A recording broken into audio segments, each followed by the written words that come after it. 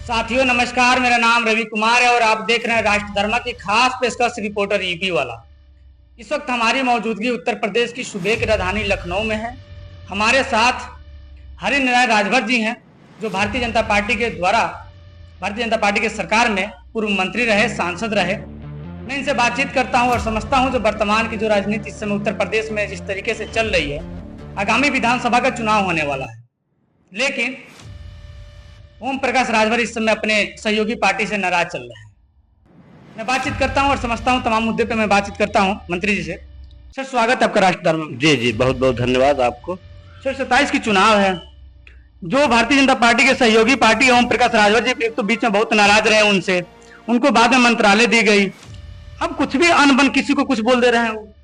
ओम प्रकाश राजभर एक पागल आदमी है। वो किसी को भी तो राजभरों को शराबी कहता है, राजभरों को कहता है कि ये क्रिमिनल है, राजभरों को बुधुआ कहता है। तो अब ओम प्रकाश राजभर जैसे पागल आदमी के बारे में वो सिर्फ एक ही बात जानता है, पैसा लूटना। पैसा लूटने के अलावा ओम प्रकाश कुछ है ही नहीं है। और आज के डेट में भी ओम प्रकाश के साथ कोई राजभर तो है नहीं। ओम प्रकाश जब चुनाव लड़ता था निर्दल स्वयं पार्टी पर, तो विधानसभाओं में 4-5 हजार वोट पाता था, और जब लोकसभा का चुनाव लड़ता था तो 15-20 हजार वोट पाता था। यही उसकी असली आज भी जमीन है। बुद्धिजीवी वर्ग जो है ओम प्रकाश के राजभर के पास तो है ही नहीं है। अब तो ओम प्रकाश राजभर के साथ बुद्धिजीवी जो है जिहाद छेड़ दिया है कि भारतीय जनता पार्टी की सरकार अपने समझौते लिस्ट से इसको बाहर करे, इसलिए कि 2024 में ओम प्रकाश लोकसभा के चुनाव के समय में उसने चुनाव लड़ा एक सीट मऊ से, यानी घोसी लोकसभा से। पूर्वांचल के करीब 1 दर्जन से ऊपर सीट जो है इस वजह से साफ हो गई कि ओम प्रकाश राजभर था। ओम प्रकाश राजभर सवर्णों को गाली दिया, भारतीय जनता पार्टी कार्यकर्ताओं को गाली दिया, गाली दिया है। तो वो लोग समान वोट नहीं करेंगे और 75% राजभर उसको वोट नहीं करेंगे। ओम प्रकाश राजभर को खत्म होना है। अगर भारतीय जनता पार्टी ओम प्रकाश राजभर जैसे एक चूहे से अगर लड़ती है तो फिर भाजपा को कौन समझाने जाए। भारतीय जनता पार्टी इतनी बड़ी पार्टी है जिसके केंद्र में सरकार चल रहा है, राज्य में सरकार 18-19 राज्यों में सरकार चल रही है। ओम प्रकाश राजभर को मंत्री बना दी, जिसको आप कह रहे हैं कि बिना पेनी के लोटा है। तो है ही है, तो इतिहास कायम है। ओम प्रकाश राजभर को तो जूते से मार के भाजपा को भगा देना चाहिए। भाजपा पहचान नहीं पा रही, क्या गलती कर रही है? क्या हो सकता है भारतीय जनता पार्टी अगर शायद ऐसे ही लोगों को पसंद करती हो तो अलग बात है, मगर भारतीय जनता पार्टी का ओम प्रकाश राजभर रोज रोज शिकायत यानी नुकसान करेगा। अगर कहीं आने वाले चुनाव में अगर ओम प्रकाश भाजपा के साथ रहा तो पूर्वांचल साफ हो जाएगा। इतनी बड़ी पार्टी इतनी बड़ी उत्तर प्रदेश में चूक कर रही है, जिस तरीके से आप बता रहे हैं। आप भी भारतीय जनता पार्टी के मंत्री रहे, सांसद रहे, अभी भी आप भारतीय जनता पार्टी में ही हैं, और भारतीय जनता पार्टी के विचारों से आप खिलाफ जा रहे हैं। ओम प्रकाश राजभर को कैसे मंत्री बना दिए? हम कहाँ खिलाफ सोचने वाली बात, हम कहाँ खिलाफ जा रहे हैं? भारतीय जनता पार्टी वो सही बात बता रहे हैं। राजभरों के सीनियर नेता रहे, तो आप ये बात भारतीय जनता पार्टी कार्यालय में कहते नहीं है कि ओम प्रकाश राजभर से नुकसान आपकी, आप उसको मंत्री क्यों बना दिए? अरे ओम प्रकाश राजभर से जो नुकसान हो रहा है वो भारतीय जनता पार्टी के नेताओं को नहीं दिखाई दे रहा, तो देख ही रहे हैं। हमारे बताने की बात करना, चैनलों पर सारी बातें बताए, कोई जरूरी है कि रोज रोज हम इन लोगों से जाके कहबे करें? यही मेरा काम तो नहीं है। ये लोगों को खुद दिखाई दे रहा है, जो शासन सत्ता चला रहा है उसका ये नहीं दिखाई दे रहा है कि किससे हमारा नुकसान हो रहा है। भारतीय जनता पार्टी के नेतृत्व वर्ग खूब देख रही है। और ये भी मैं आपसे बता दूं, अब इसको न सपा लेगी, या न इसको बसपा लेगी, या न इसको कांग्रेस लेगी।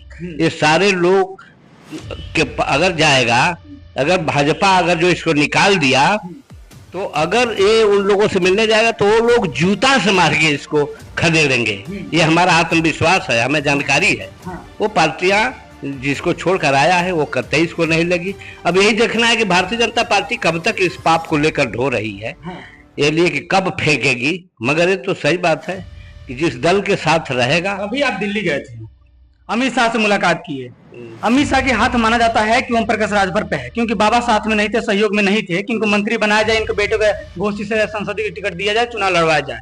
अमित शाह का ही हाथ माना जाता है, और अमित शाह साहब मिले भी, उनका शिकायत नहीं किया आप? ऐसा है कि मेरा नुकसान हो रही है पार्टी। मेरा काम ये नहीं है कि हम सबको घूम घूम के कहता फिरूं।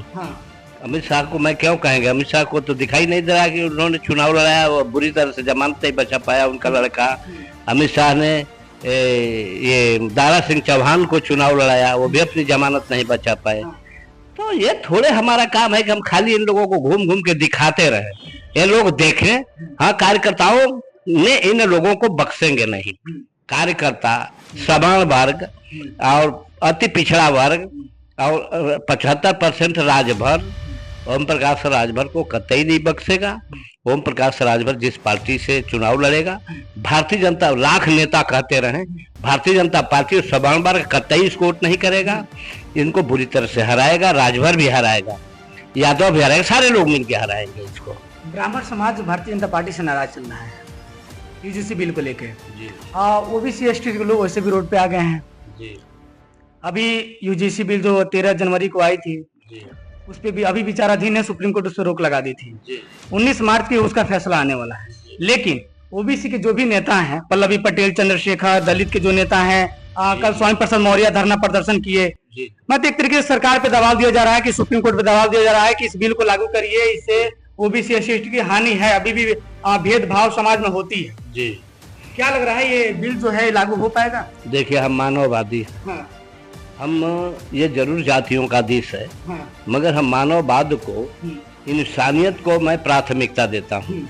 अब रहा सवाल कि बीजेपी की सरकार ये बिल को लाई है और समाज विरोध कर रहा है, वह जाकर के सुप्रीम कोर्ट में थोड़ा अटक गई है। तो अब जब सुप्रीम कोर्ट में अटक गई है तो उसके बाद हमें उस पर कोई प्रतिक्रिया करना न्यायोचित नहीं है।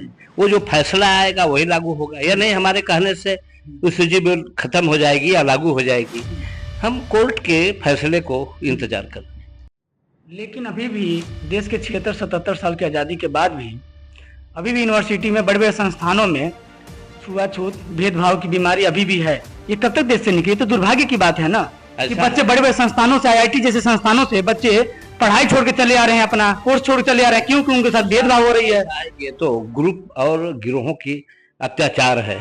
मैं आज देख रहे हैं, ब्राह्मण की लड़की हरिजन से लव मैरिज करके शादी कर ले रही है, हरिजन की लड़की ब्राह्मणों से शादी कर ले रही है। यानी शादी ब्याह में तमाम छूट है, वहाँ कोई भेदभाव नहीं है। जो रियल भेदभाव की बात होनी चाहिए, आज किसी के घर भी कोई खा पी ले रहा है, कोई किसी को भी खिला पिला रहा है। अब तो भेदभाव की स्थिति कुछ समूह और कुछ लोग पैदा करते हैं। मैं सर्व समाज के नेता, सर्व समाज। ओम प्रकाश राजभर, वो तो हम जानते हैं कि राजभरों में 10%, 5% उन पियक्कड़ों का या वो मूर्खों का नेता है, और किसी का नहीं। राजभर समाज में मूर्ख हैं, पियक्कड़ हैं। अरे उसके पीछे जो लोग हैं वही ना लोग हैं। ऐसे 75% जो सभ्य समाज है राजभरों में, इसके साथ ही नहीं। चलिए साथियों, मेरे साथ फ्रेम में आप देख रहे थे पूर्व मंत्री, पूर्व सांसद हरिनारायण राजभर जी थे। मैं इनसे तमाम मुद्दों पे बातचीत किया, समझा, खास करके चुनावी मुद्दा को समझा। फिलहाल इनकी मुलाकात अमित शाह से हुई थी, सोशल मीडिया के माध्यम से तमाम जगह पता चला सोशल मीडिया पे कि अमित शाह से मुलाकात हुई। अफवाह ऐसी भी फैलाई जा रही थी कि हरिनारायण राजभर अमित शाह से मिले हैं, और ऐसे सुनने में आ रहा था कि सपा ज्वाइन करने वाले हैं। ने भी बात किया, और खास करके ओम प्रकाश राजभर जो वर्तमान में मजबूत मंत्री माने जाते हैं और अन बन बोलते हैं, कुछ ही बोले जाते हैं, इस वजह से भी जाने जाते हैं। मैं उस विषय पर बातचीत किया। आप क्या सोचते हैं, समझते हैं? अपनी राय हमें कमेंट बॉक्स में जरूर दें।